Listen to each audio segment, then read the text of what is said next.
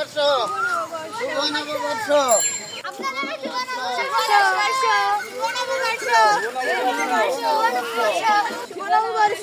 শুভ নববর্ষ।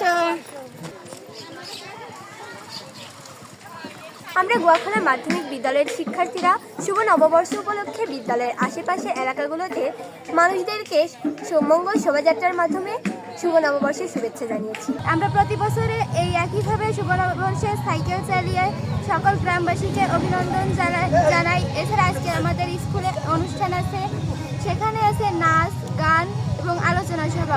গোয়াখোলা মাধ্যমিক বিদ্যালয়ের ছাত্রীরা বাইসাইকেল চালিয়ে পুরো গ্রামবাসীকে নববর্ষের অভিনন্দন জানিয়েছে। এর জন্য আমরা গ্রামবাসী গর্বিত। শিয়া বাটার ও ভিটামিনে সমৃদ্ধ লিলি বিউটি সোপ, তারুণ্যময় উজ্জ্বল ত্বকের জন্য।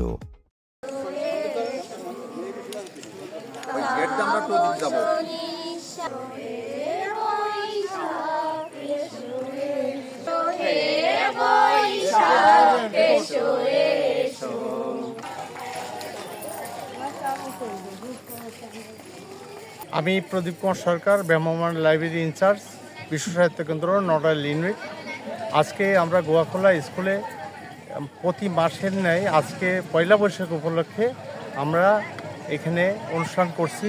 নৃত্য, আলোচনা সব, বৈশাখী গান এবং সাইকেল র্যালি। আমরা এর সাথে সাথে বই পড়ার জন্য উদ্বুদ্ধ করছি।